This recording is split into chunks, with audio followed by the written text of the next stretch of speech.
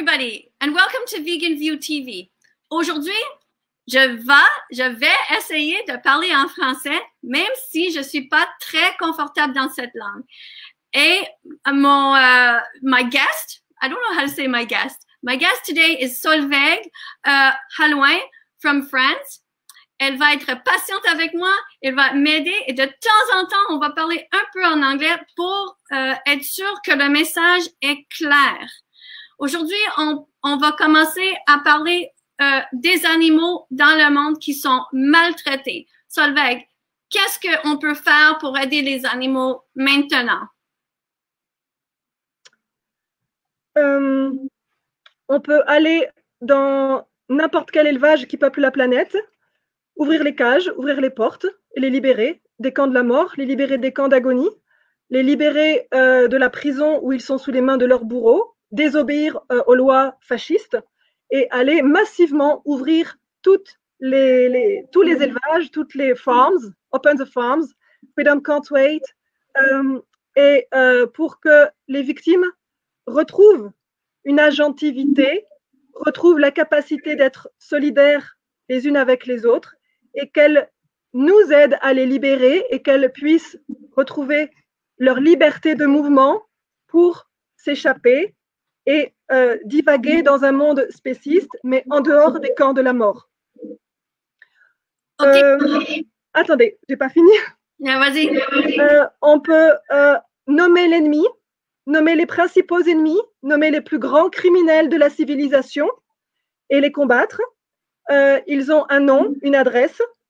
Il faut hiérarchiser les niveaux de culpabilité du système spéciste, comprendre comment fonctionne la nextermination, autrement appelée élevage, et nommer le plus grand zoo criminel qui s'appelle Nestlé, voir ensuite qui sont les autres zoos criminels du monde. C'est Tyson, JBS, Cargill, Lactalis, Danone. Il faut combattre les multinationales de l'Holocauste. Il faut faire de l'action directe pour démolir les camps administratifs où ils organisent l'Holocauste. Il faut donc libérer les victimes, il faut nommer l'ennemi et il faut se battre pour interdire, illégaliser, abolir le crime nataliste, le viol inséminateur qui consiste à faire naître plus de 400 millions d'individus par jour. La lutte animaliste, c'est d'interdire l'insémination violeuse, d'interdire la réalité des camps de viol pour arrêter de violer les femelles dans le monde entier qui sont actuellement traitées comme des machines à produire du meurtre et encore à produire du meurtre avant d'être elles-mêmes assassinées. Donc, pour aider les victimes, il faut abolir l'élevage universellement et pour ça, il faut désobéir, obligatoirement désobéir à tous les totalitarismes planétaires de toutes nations confondues et renverser les pouvoirs fascistes qui exercent la plus grande guerre que l'histoire des civilisations ait connue et qui s'exerce tous les jours. OK, je pense que j'ai compris la majorité de ce que vous avez dit. Le mot, vous avez dit nexterminateur avec un N devant. Est-ce que vous pouvez expliquer ce mot? Pourquoi il y a un N devant? N en français, ça veut dire naissance. Et je pense que l'équivalent anglais, c'est birth. So, the animalist fight, it's to abolish, to interdire. I don't know how to say interdire. Inhibit and stop. No, it's stronger than stop. It's yes, not to be legalism. To the rape of female. So and to stop the birth slavery, the birth holocaust, and husbandry. You know, the fight animals is to stop breed holocaust. So what is breeding? What is breeding? It's birth.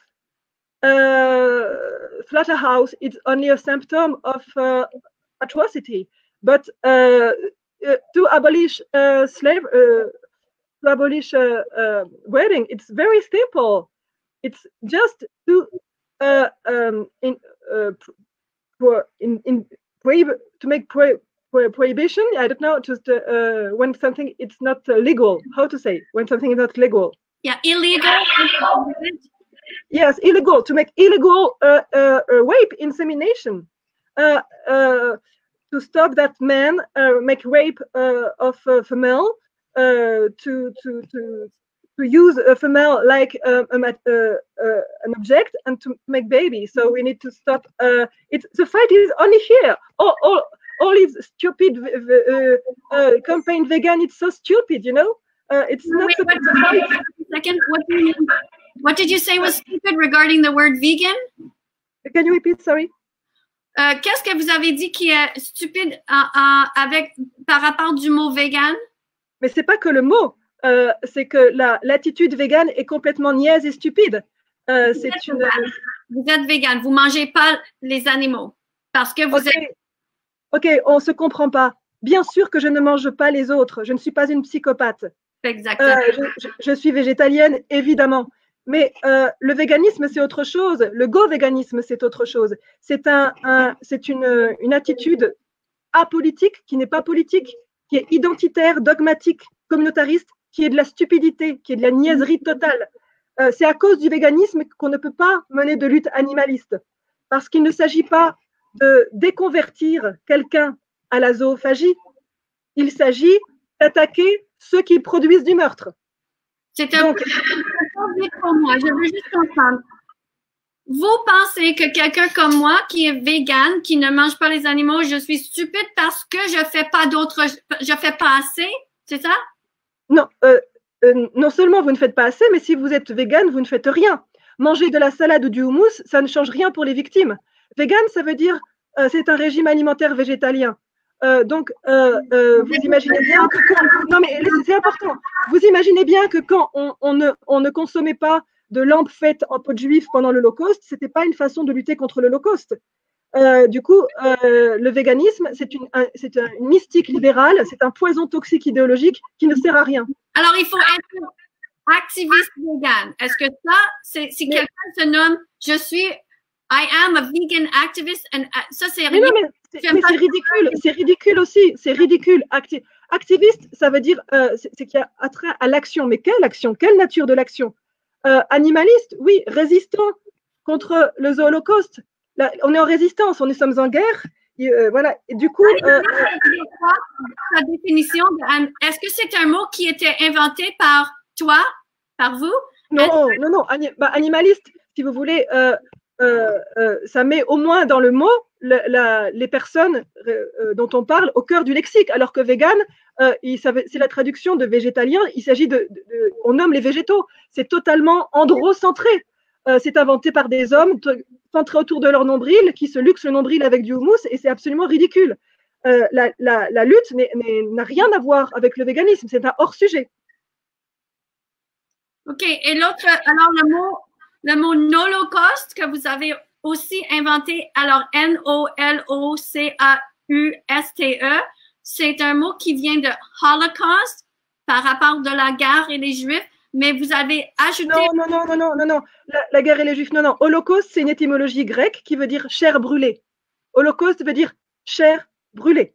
Okay. Donc, la condition animale, si ce n'est pas de la chair brûlée, où il y a des fours dans tous les foyers domestiques, je ne sais pas ce que c'est. Donc, déjà, le concept de l'Holocauste n'appartient pas au génocide industriel de la Shoah de la Deuxième Guerre mondiale.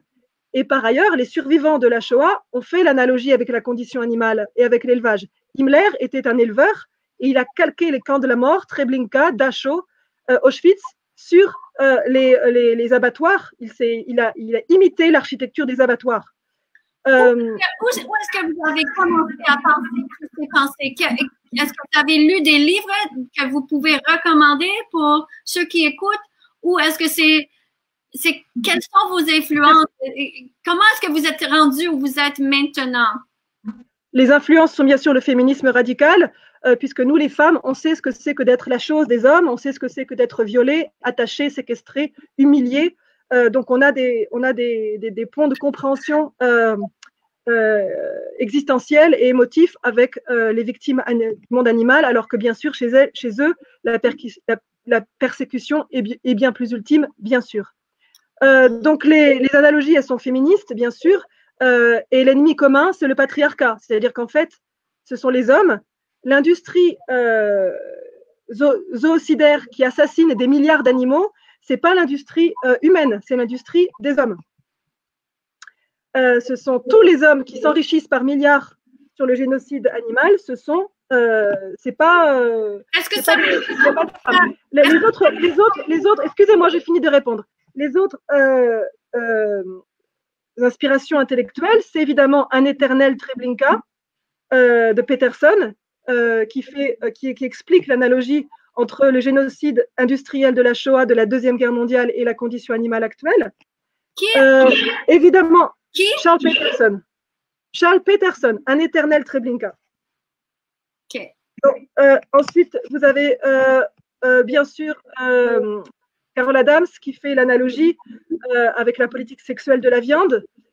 Ensuite, vous avez Michel Causse en France qui parle du sexage, le sexage qui est un... Qui peut écrire dans les commentaires comment les épeler, les liens, s'il te plaît, si quelqu'un écoute. Merci. On va faire mieux que ça. Après l'interview, je mettrai tout ça en commentaire noir sur blanc, d'accord? Je mettrai en commentaire sous la vidéo, tout ça, d'accord? Oui. Comme ça, on gagne du temps. Oui. Et alors, moi, je suis à Montréal et ce que je pense, c'est que quand je regarde l'activisme ici, là, je parle de les fois qu'on a des manifestations contre les animaux, j'ai l'impression que de temps en temps, les activistes, ils pensent ah, ça c'est trop dangereux, je peux pas faire ça, quelqu'un va me tuer s'il connaît mon surnom, mon nom de famille, ou je peux rien faire. Et j'ai l'impression que les gens ont vraiment peur de faire la toute petite chose. Ils rentrent pour faire une manifestation devant des boucheries ou quoi. C'est pour 5, 6 minutes, 7, 8 minutes et il sort et c'est fini. Moi, je pense que c'est un peu frustrant parce que quand on est ensemble, on a une gang de 20 personnes et on va à un magasin, je ne sais pas si vous connaissez Costco, mais ici, il y a des grands magasins, on achète de la bouffe. Et on rentre là et on reste là pour 5-6 minutes. On dit « Ah, super job, good job » et tout le monde s'en va à la maison. Mais ça a pris beaucoup de temps à être ensemble et je pense qu'on peut faire plus que ça. Mais quand je parle de mon opinion ici à Montréal, à Québec, ils disent « oui, on a fait assez, on est super, on fait tout ça. » Ok. Est-ce que vous avez, est-ce que vous avez aussi la même frustration quand vous parlez aux gens, que vous pensez qu'ils font pas assez? Mais bien sûr, le problème n'est pas là. Le problème, c'est que tout le monde invente des discours-là, vous savez, pour justifier la lâcheté. On peut faire, même dans le champ de la légalité, on peut faire beaucoup plus que ce qu'on fait. Donc, ça prouve que tout ça est un mensonge et l'expression de la lâcheté collective, puisqu'en fait, même dans le champ de la légalité, en étant créatif, en étant endurant, en étant offensif, en utilisant les réseaux sociaux, en utilisant des tas de façons de faire, on peut combattre sans prendre aucun risque. Aucun. Ensuite, bien sûr qu'il faut désobéir au fascisme de nos États, et bien sûr qu'il y a un risque. Les personnes qui cachaient des juifs dans leur cave dans la Deuxième Guerre mondiale, ils prenaient un risque. Donc, de croire que la lutte ne peut avoir aucun risque et qu'on ne va pas subir la répression, c'est une folie.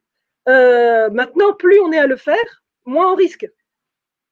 Donc, en fait, si vous voulez, ce qui crée des martyrs, c'est la lâcheté collective. Seulement, au moins, quand il y a quelques courageux qui vont un peu plus loin, au moins les soutenir, ce qui ne se passe même pas, alors que de soutenir quelqu'un qui a désobéi, on ne risque rien, ou quasiment pas. Et pourtant, ce n'est pas fait non plus. Donc, si vous voulez, ça prouve que l'argument du risque individuel, c'est un faux discours pour rester confort et ne pas commencer à résister. Parce que actuellement, la lutte animaliste n'a pas commencé. On n'a pas commencé à cause du véganisme qui vampirise toutes les indignations et où on reste dans la niaiserie rose bonbon, choose compassion. Choose compassion est un énoncé effroyable. Effroyable. Choose d'abord. Ça, c'est le mantra du fascisme capitaliste. On ne peut pas choisir, il ne s'agit pas d'un choix, il s'agit d'un crime collectif. Et donc, il ne faut pas abandonner les victimes en prison, il ne faut pas abandonner les victimes dans les mains d'un libre arbitre individuel. Il faut poser des interdits, il faut poser l'interdit du meurtre, l'interdit du viol procréatif, et donc il ne s'agit pas d'un choix.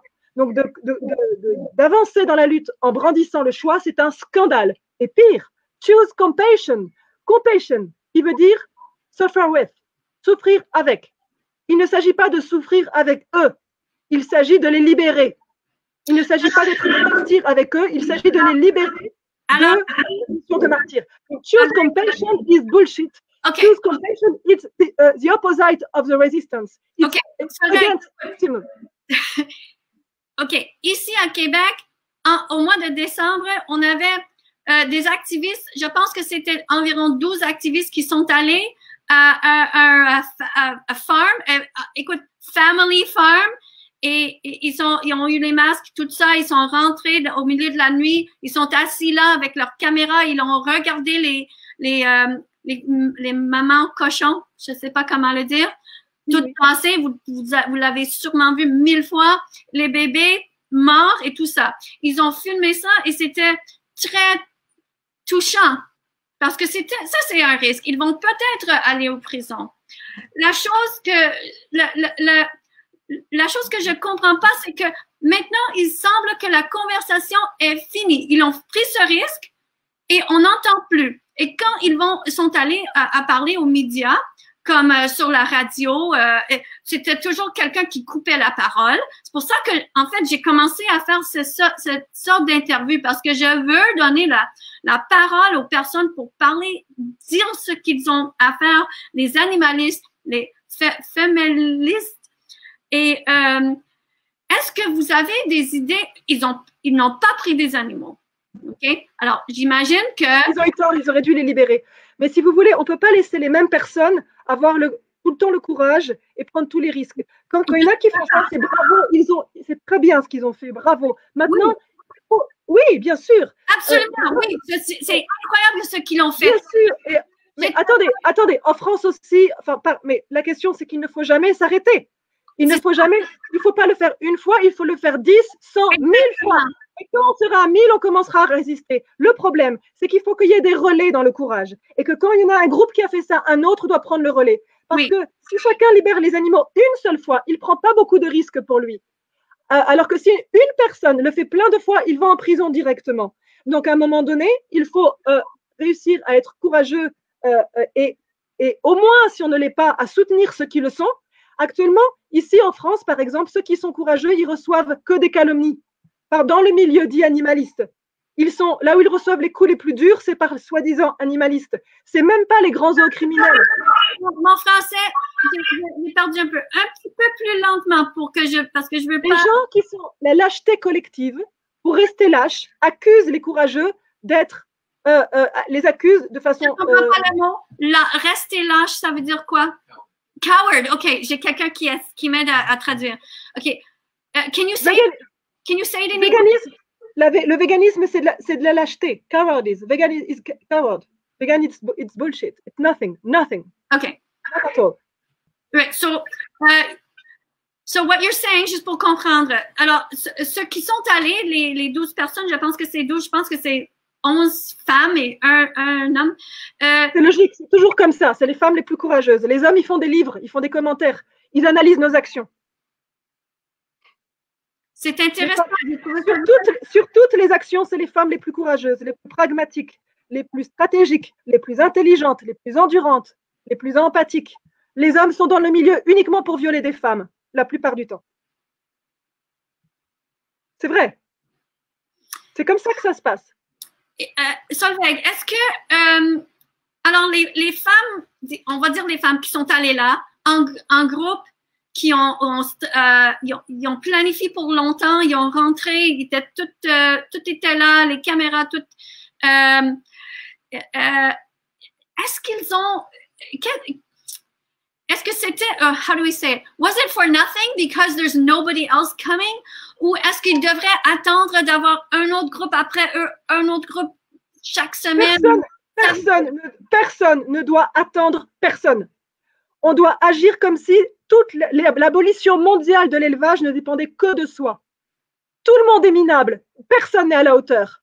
Nous sommes minables, collectivement minables. La libération animale n'a pas commencé. Il faut commencer à être dans l'action directe, tous les jours, tout le temps, dans toutes les fermes du monde, à nommer les ennemis, à prendre des risques, tous les risques. Et quand parmi nous, il y en a qui sont en prison, on ne laisse personne en prison. Si on sait qu'on ne laissera personne en prison, qu'on se battra et qu'on ira sur ceux qui sont les grands criminels pour les empêcher de tuer les victimes et de nous tuer, alors la lutte commencera. Il faut une révolte colossale. Il faut un courage, le début d'un courage. Et il faut sortir de l'alimentaire. C'est une impasse. L'alimentation est une impasse. Un peu d'humilité. Le go-véganisme ne marche pas. Il y a entre 30 et 40% des victimes qui meurent dans les élevages avant les camps d'abattoirs. Il y a entre 30 et 40% de la viande qui va à la poubelle. Le go-véganisme est une stupidité. Il faut en sortir. Il faut commencer à devenir politique. Et les mouvements actuellement qui rentrent dans le combat politique, c'est ce qui se passe en Amérique latine et quand ils attaquent Cargill. Tous les activistes, tous les résistants qui résistent à côté des animaux, en entrant dans les fermes, en s'approchant des camions, en libérant les animaux, ils deviennent politiques. Il faut devenir concret. Il faut arrêter d'être le nez collé sur l'assiette. Et il y a tout à faire, tout à faire. Il faut envahir les réactions. Il faut accuser les politiques. Il faut surtout accuser les plus grands criminels, les multinationales. Il faut se mettre entre le couteau et la victime, entre le violeur et la victime. Les éleveurs sont des psychopathes. Ils sont tous à pratiquer la torture et le crime chaque jour. Ils savent mieux que nous ce que l'on dénonce. Il faut nommer l'ennemi. On ne peut pas attaquer un système sans nommer l'ennemi. Il faut faire du name shaming. Name shaming. Attends. Quand je parle aux véganes, aux activistes ici à Montréal, au Canada, en fait partout, je leur encourage de venir. Je veux juste laisser ce message-là. Si quelqu'un m'écoute, j'aimerais parler à chacune des personnes qui est allée à Port-Craig, à Saint-Hyacinthe, un à la fois. J'aimerais avoir une interview avec chacun de vous, comme je le fais ici avec Solveig, parce que je veux entendre vos opinions, votre histoire, qu'est-ce que vous avez vu. Je veux aussi encourager pour moi, c'est les activistes qu'ils disent toujours, si tu fais quelque chose, c'est bon et bravo. Et on ne devrait jamais dire que, oui, mais c'était pas assez. Mais c'est jamais assez. Mais attendez, c'est quoi ces réflexions? On n'a rien obtenu. Chaque jour qui passe, les animaux sont de plus en plus assassinés. Je suis d'accord. Il faut tout faire, à tous les niveaux, tout le temps. Pour que ça crée une émulation, il faut parier sur l'émulation. Mais pour ça, il faut faut pas attendre que quelqu'un d'autre soit plus courageux que nous. Il faut, dans son domaine de désir, de compétences, et on a tous des spécificités, et c'est tant mieux. Il faut agir là où on est. Et il faut pas interviewer des gens qui vont dans les camps. Il faut y aller soi-même. Il faut y aller soi-même. Attends. Quand je faisais, j'étais attaquée moi-même avec ma caméra une fois, ok, physiquement attaquée quand je filmais quelque chose, une disruption, ok. Moi, ce qui s'est passé, c'est une activiste végane dans la communauté ici à Montréal m'a dit que c'était ma faute que j'étais attaquée parce que je filmais trop proche d'une personne. Je filmais en fait une porte, mais alors moi je trouve que ça c'est un des problèmes que ici et j'imagine partout que on n'est pas ensemble assez et on n'a pas assez de support. C'est sûr que quand on va à ces places-là, c'est absolument nécessaire aussi d'avoir du support qui filme les choses pour être capable de avoir evidence, to have evidence about what happened. Qu'est-ce que vous dites par rapport de la communauté, mettons, ceux qui regardent aujourd'hui, en finissant là, parce que là, c'est 25 minutes, est-ce qu'il y a un message que vous voulez laisser aux gens qui l'écoutent aujourd'hui? Écoutez, qu'est-ce que je voulais vous dire? Qu'il faut désobéir aux lois. Comment on peut imaginer renverser le pire et le pire de tous les esclavages sans désobéir aux esclavagistes? Allons. Donc, évidemment que le combat, c'est un combat de désobéissance et de désobéir à tout le monde. Aux journalistes spécistes, aux éleveurs, aux silenciateurs, aux hommes du milieu qui instrumentalisent la lutte pour violer des femmes et surtout de commencer à traverser sa peur, parce qu'on a tous peur, c'est humain, et surtout à utiliser au minimum, avoir la bonne analyse, et pour l'instant le véganisme est complètement à côté de la plaque, à sortir des impasses conceptuelles qui font que la lutte ne peut pas commencer, et à être courageux, endurant et solidaire des courageux, des courageuses, pour le coup, puisqu'en fait ce sont les femmes qui le sont, et de résister de tout son être, parce que de toute façon, il n'y a pas de calendrier pour la justice. La liberté n'attend pas. Il n'y a pas, chaque jour qui passe, il y a un torrent de souffrance et d'assassinats qui s'exerce. Donc, il faut avoir et adapter les méthodes, c'est-à-dire qu'en fait, la forme, c'est le fond. Donc, il s'agit du plus grand holocauste de tous les temps, du plus grand crime de toutes les civilisations confondues. Donc, on n'est à aucun moment, on ne risque d'être violent par rapport à ça, puisque c'est un tel niveau de violence que tout ce qu'on fait est de la légitime défense. Tout ce qu'on fait est de la résistance à une violence qui est déjà là. Du coup, la question de la dialectique de la violence-non-violence, c'est complètement un hors-sujet, car la question, c'est comment on arrive à être offensif contre la violence qui est en place, la violence institutionnelle, la barbarie physique, la violence symbolique.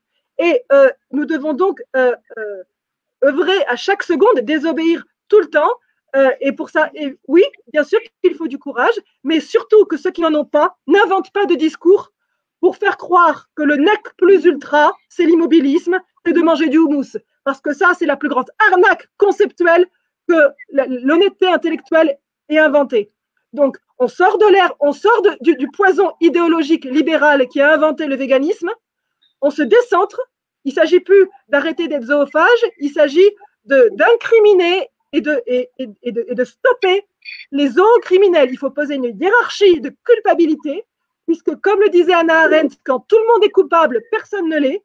Il faut sortir de cette nébuleuse pour nommer les plus grands, ceux qui font des milliards avec l'Holocauste. Quand on lutte contre les pesticides, on nomme Monsanto, Bayer. Eh bien, qu'est-ce qui nous arrive? Le plus grand ennemi des animaux s'appelle Nestlé.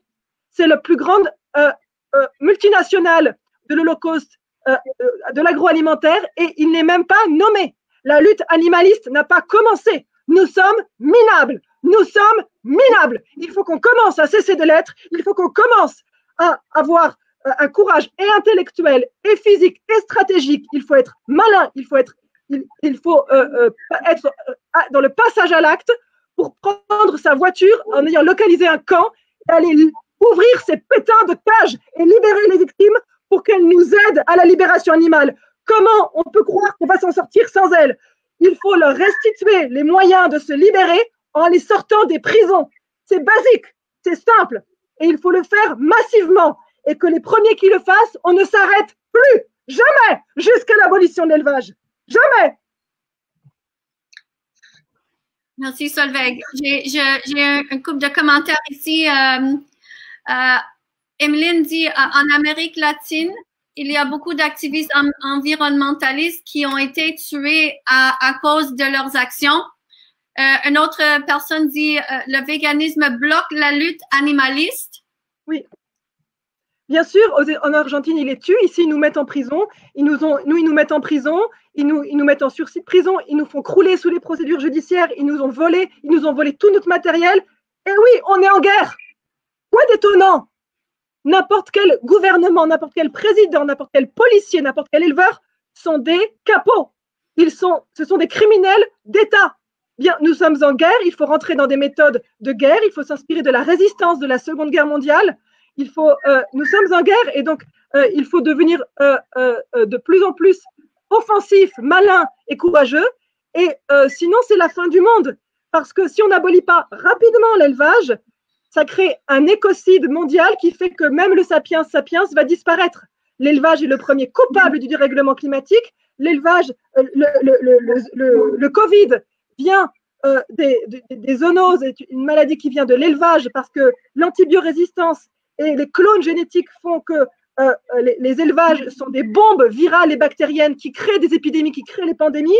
Si nous sommes confinés là, c'est un effet collatéral de l'Holocauste mondial appelé élevage. Donc maintenant, la question n'est pas qu'on risque individuellement, la question c'est que si on ne fait rien, on est déjà mort.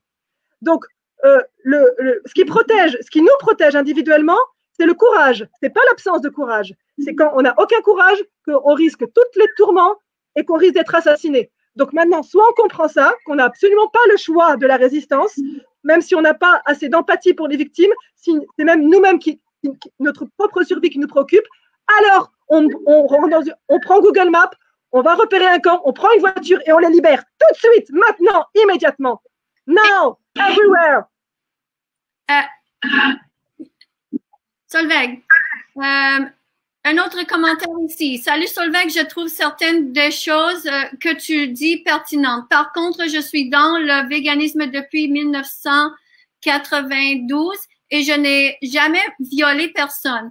Aussi, j'ajoute que pour être végétarien, on ne fait pas encore de véganisme en 1992. À Paris, je t'accuse qu'il m'a fallu, je t'assure qu'il m'a fallu pas mal de courage. Jusqu'à 2000 environ, je n'ai rencontré qu'une seule personne végétarienne. Ok, on s'en fout. On s'en fout. Ok, non mais ça va. Il a violé personne, je m'en fous. Est-ce qu'il lutte contre le viol? Voilà, l'élevage, c'est l'industrie du viol. Il y en a plus de 400 millions par jour. Il veut des lauriers ou elle? Je m'en fous. Faut qu'on sorte de ça. Une autre personne, un autre vegan dit We are not enough vegans on this planet to fight this war. The earth needs cleansing. Je comprends pas. C'est quoi en français? Ça veut dire quoi? On n'est pas assez de vegans sur la planète. C'est complètement stupide. C'est complètement stupide. On s'en fout d'être assez ou pas de vegan.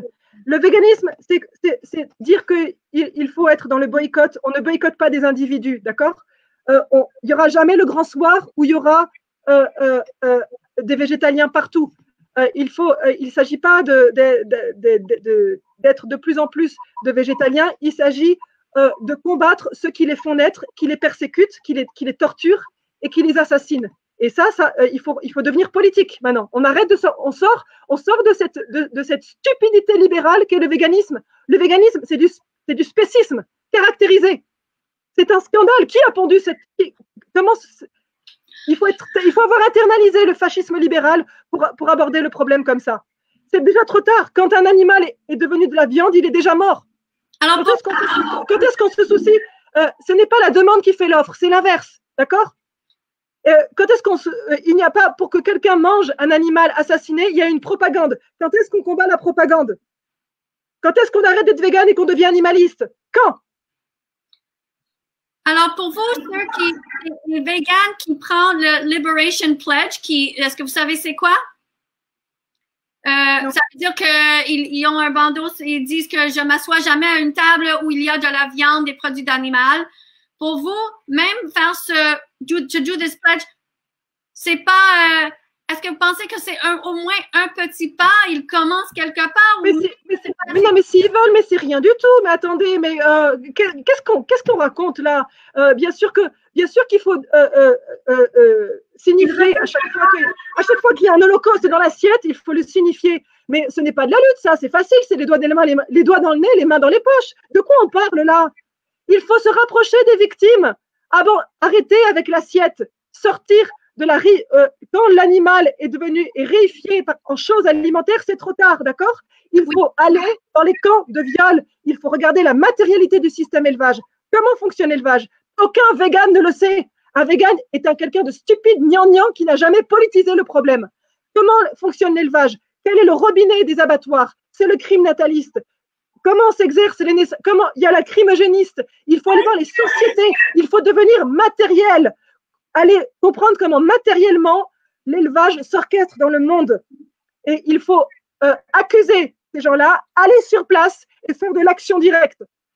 Donc, si vous voulez, là, on va sortir de ces micro-gestes, ridiculement, c'est rien du tout, ça, c'est rien.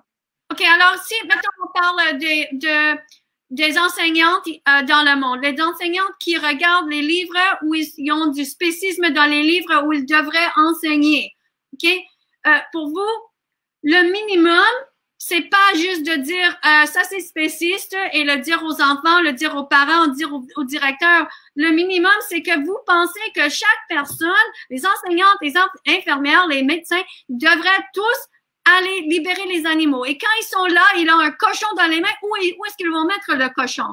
Vous comprenez? C'est ça la question qu'ils vont demander. Non, attendez, nulle part, vous ne comprenez absolument pas. D'abord, le combat sur les représentations est nécessaire.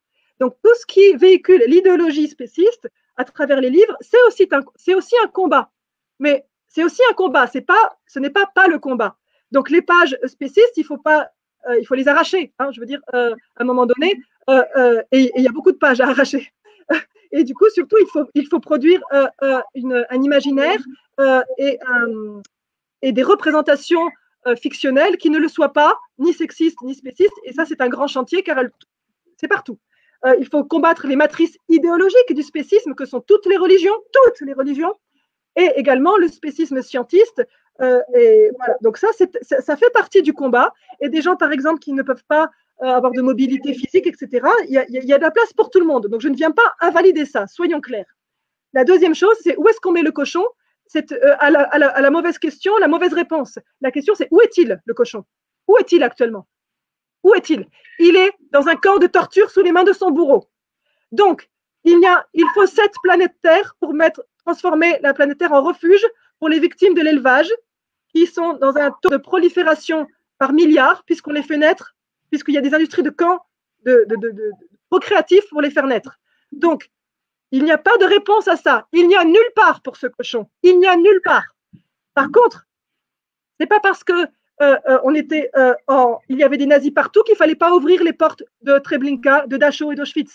La question, c'est qu'il faut ouvrir les camps de torture et qu'on leur laisse une chance déjà de découvrir la liberté avant de mourir, déjà, et ensuite de se débrouiller par eux-mêmes pour survivre, parce que personne n'a les moyens d'accueillir les milliards de milliards d'esclaves dans les camps de la mort.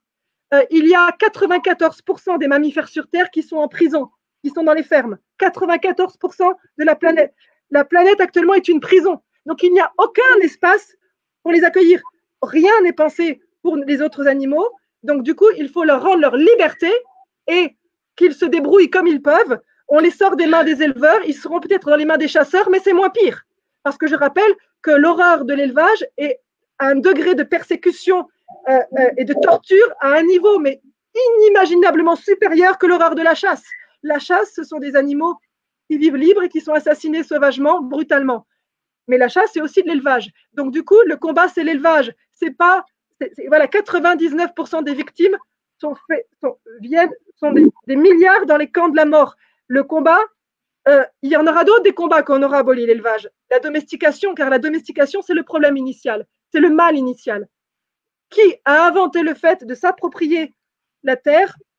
Qui a inventé le fait de s'approprier le corps de quelqu'un d'autre pour le posséder, pour le violer et lui faire des bébés? C'est ça.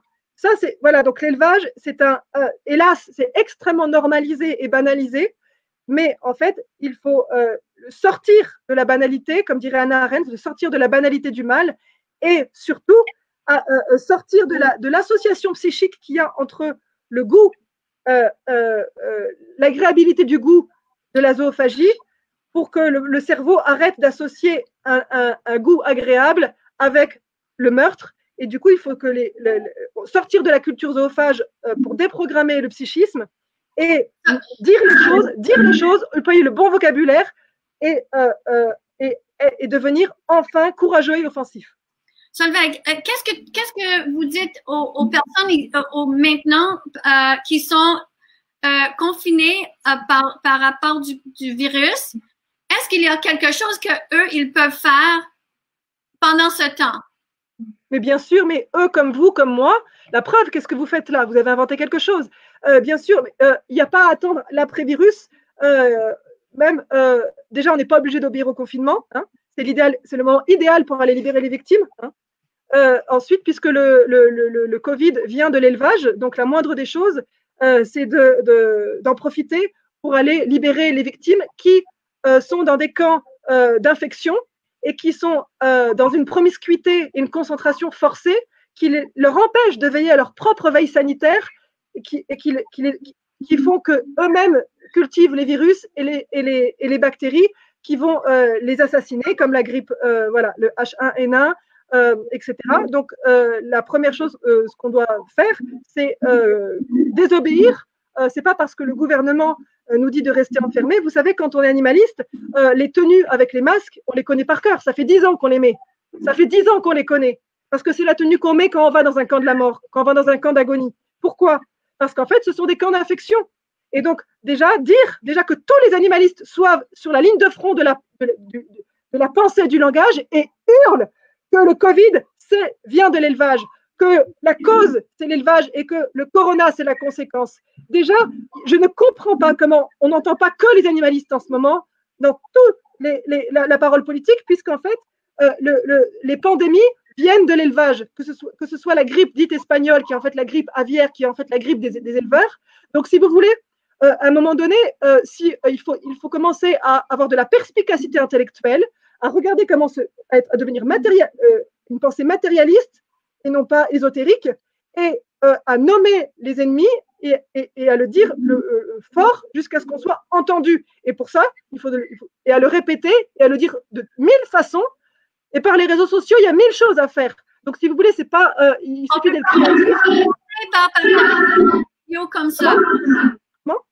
On peut commencer par partager des vidéos comme ça où on peut… Oui, alors quand on ne fait rien, on peut aussi partager ce qui est pertinent. Ouais. Et soutenir, et applaudir, et plébisciter, bien sûr. Il faut, et surtout devenir… Vous êtes avec une organisation qui s'appelle Boucherie Abolition. Et ça, Boucherie Abolition, sur la page, le site, qui s'appelle comme ça, le Twitter, Instagram. S'il vous plaît, abonnez-vous. Nous sommes les animalistes radicaux. Nous sommes rares en France, il y en a d'autres, mais nous sommes extrêmement rares et nous sommes censurés par l'État qui nous censure les pages tout le temps, qui nous faut revenir à zéro. Donc, on n'a plus de plateforme de diffusion. Et surtout, nous sommes internationalistes. Donc, c'est grâce à cet aspect-là que nous parlons, puisqu'en fait, la condition animale ne connaît pas les frontières. Donc, toute logique nationale est stupide. Toute logique réformiste est stupide. Il faut s'adresser aux instances internationales, à la Cour, pour qu'il y ait que le crime d'élevage soit reconnu auprès de la Cour pénale internationale. Il faut que la lutte soit internationaliste. Nos interlocuteurs, ce sont eux, c'est la FAO, c'est l'OMS, c'est la Cour pénale internationale. FAO, c'est quoi? FAO, c'est une branche de l'ONU qui est responsable de la faim dans le monde. Or, l'élevage affame le monde. Ils sont donc coupables, ils ne font pas leur mission. L'OMS, c'est une branche de l'ONU qui sont responsables de la dimension de la santé dans le monde. Ils sont coupables puisque c'est à cause de l'élevage puisque les autres animaux n'ont pas de santé, puisqu'ils sont empoisonnés toute leur vie et qu'ils répandent des maladies à tous les autres animaux que donc nous sommes. Donc l'OMS a fait un crime, n'a pas rempli sa mission. Donc il faut s'adresser aux interlocuteurs qui sont coupables de crimes de civilisation et créer des tribunaux de Nuremberg où il y a les grands PDG des multinationales qui nous assassinent tous. Nous allons tous mourir s'ils continuent à générer l'écolocauste que constitue l'élevage, qui est le premier coupable de l'écocide mondial, du zoocide mondial. Et du coup, c'est une affaire de civilisation et c'est une affaire urgente. Notre but, c'est pas d'abolir l'élevage. Notre but, c'est d'abolir l'élevage le plus vite possible. C'est une course contre la montre. Nous devons tout faire maintenant, immédiatement, désobéir tous, massivement, de 1000 façons. De 1000 façons. Solveig, le commentaire ici. Quelqu'un dit, moi, je suis très impressionnée par Solveig. Elle apporte d'autres réflexions. Une autre personne a partagé le site Facebook Boucherie Abolition. Une autre personne écrit, il faut que la lutte soit internationaliste. Tellement d'accord. Oui, tout à fait. Nous devons faire des ponts entre les nations, car la condition animale ne connaît pas les frontières. Le commerce des semences, des éjaculats, des mâles, voyage à travers le monde, voyage de la France à la Chine, au Texas. Les éleveurs sont totalement dans une organisation globalisée, mondialisée. Les animaux vivants traversent les frontières, les animaux morts également. Qu'est-ce qui nous arrive de mener des luttes nationales? Ça n'a aucun sens. Nos interlocuteurs sont à l'international, d'accord? Donc déjà, nous devons faire un effort de traduction. Nous devons traduire en anglais, espagnol, chinois la plupart de nos actions pour qu'on puisse faire une émulation internationaliste et qu'on avance plus vite. Et voilà. Et il y a aussi des stratagèmes à avoir. Nous, si ici en France, on est mis en prison, si je vais faire une action au Canada et vous venez faire des actions en France et on va faire des actions en Australie, etc. Voilà, c'est aussi une façon de piéger la répression nationale. Il y a des choses à inventer pour éviter les fascistes de nos pays respectifs, car nous sommes tous dans un système totalitaire et le fascisme libéral, lui, n'a aucune limite et il ne veut pas qu'on s'approche des victimes. C'est un indice. Quand est-ce qu'il commence à réagir? Quand on entre dans les élevages. Donc c'est ça qu'il faut faire, mais pas faire que rentrer. Il faut arrêter de faire de la pornographie. Il faut arrêter de filmer la torture et de ressortir. Il faut ouvrir les cages. Sinon, on est tous des pornocrates. Sinon, la planète est une immense arène de corrida. Filmer l'horreur, ça suffit. On la connaît, on sait. Il faut arrêter de jouir d'un spectacle de torture. Il faut ouvrir, il faut les sortir de leurs conditions. Si nous étions à leur place, qu'est-ce que ça nous ferait qu'on nous filme? Rien du tout. Donc, il faut abolir un système mondial en étant dans le geste direct pour libérer la victime. La libération animale, c'est ce qu'il y a de juste d'un point de vue pragmatique, philosophique, éthique, politique. Il faut surtout libérer les bébés parce qu'ils ont plus de chances de survivre et libérer les esclaves des viols. Il faut libérer les femelles dans les camps de viol, les truies, les vaches, les lapines. Il faut libérer les esclaves. Un esclave ne se boycotte pas. Le véganisme abandonne les victimes en prison. Un esclave se libère. Est-ce qu'on aurait osé parler de boycott s'il s'agissait des humains? Jamais. Actuellement, le véganisme préconise le boycott pour une traite, alors que c'est une traite d'esclaves mondiale. Quelle honte, mais quelle honte que ce véganisme. Quelle honte. C'est à cause de ça que la lutte piétine. C'est parce qu'il y a un abruti libéral, un homme qui a dit ça, qui a inventé ce concept de véganisme et tout le monde derrière, go vegan, gna gna gna, go vegan. Ça n'a aucun sens.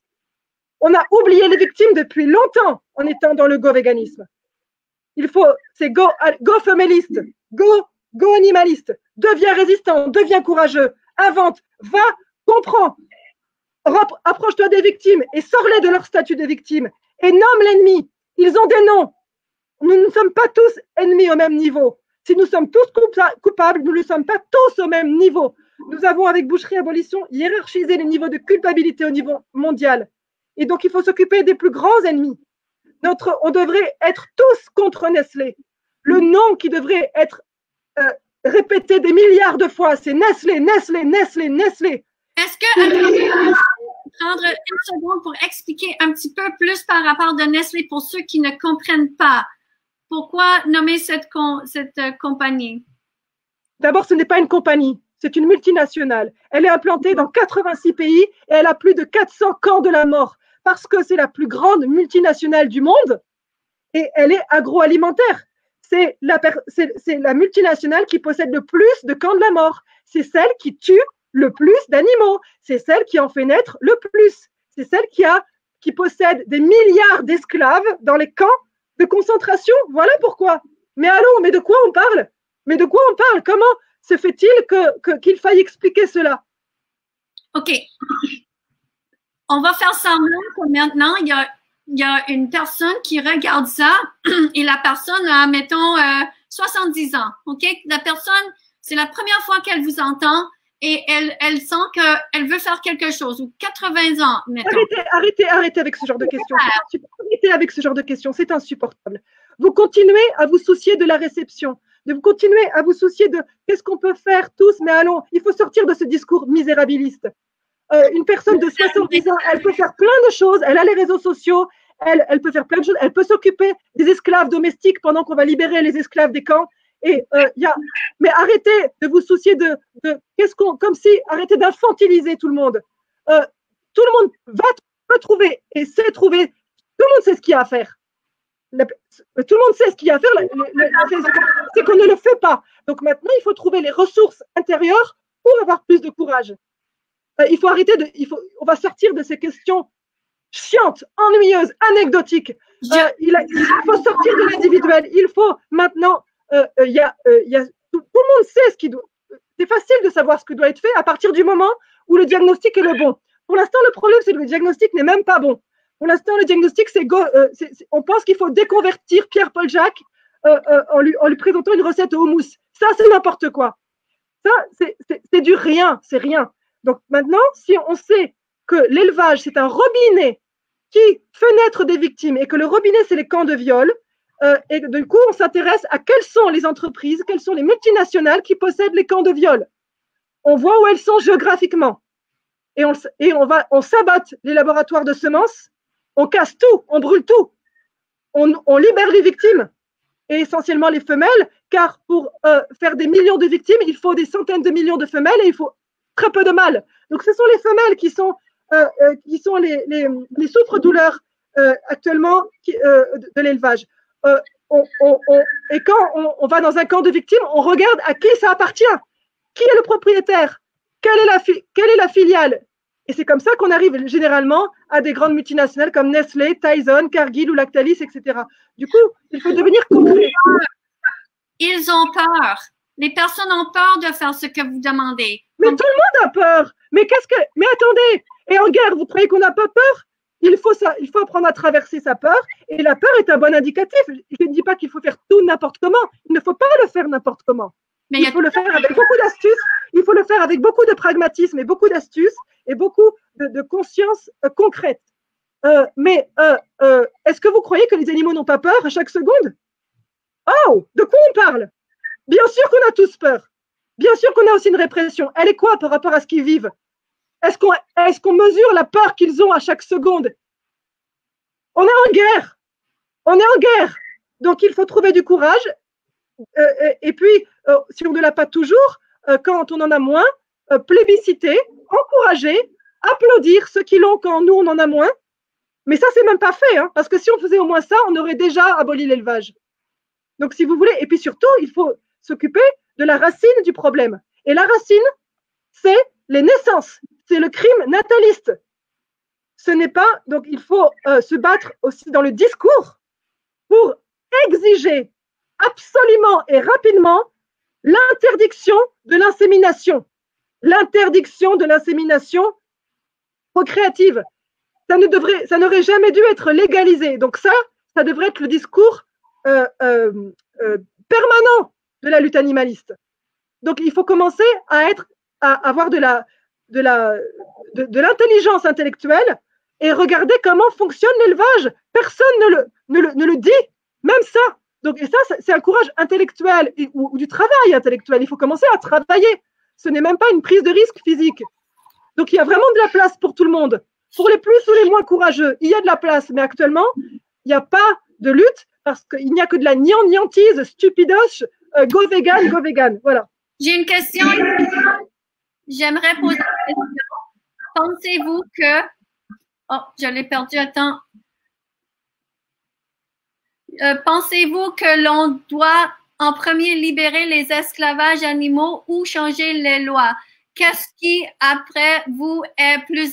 Mais ça n'a aucun sens, cette question. C'est les deux en même temps. C'est la libération qui changera les lois. Vous croyez que... Mais il n'y a pas une chose puis l'autre. On a d'abord... on a besoin... La seule bonne nouvelle dans ce drame mondial, dans cette catastrophe planétaire, c'est qu'ils sont des millions. Donc, on a besoin qu'ils sortent par millions des camps. On a besoin d'eux pour les libérer. Eux, ils ont besoin d'eux-mêmes. Il faut leur restituer leur liberté, leur agentivité. On n'est pas, à quoi ça sert? On n'est pas des dieux qui montons des sanctuaires. Un sanctuaire, c'est un lieu sacré pour en sauver 3 quand ils sont 3 milliards. Donc, on ne peut pas faire l'économie de libérer, pour abolir l'esclavage, de libérer les esclaves. C'est comme ça qu'on obtiendra l'abolition au niveau législatif. Comment vous pensez qu'on peut abolir l'abolition sans eux? On se prend pour qui? On est des nuls. Ils sont des milliers. On dit qu'on n'est pas assez. Mais ils sont des milliards. La résistance est là, face à nous dans les camps. Et on ne le comprend pas. On ne le voit pas. Ils sont là. Libérons-les. Merci. Un esclave ne se boycotte pas, il se libère. Pour abolir l'esclavage, libérons les esclaves. Maintenant. Merci pour prendre le temps de parler avec moi aujourd'hui, Solveig. J'ai beaucoup à penser. Et quand on sera en prison, ne nous laissez pas. Nous, dès que je mettrai le pied en prison, je ferai une grève de la faim. Je tiendrai 3 semaines. Ne nous laissez pas en prison. Battez-vous, mais battez-vous pas pour exiger notre libération pendant qu'on est en prison. Allez libérer des esclaves. Allez libérer des esclaves. C'est comme ça que vous nous aiderez. C'est par la chaîne de solidarité, mais en n'oubliant pas qui sont les victimes. Merci, Solveig. Merci à toi. À la prochaine.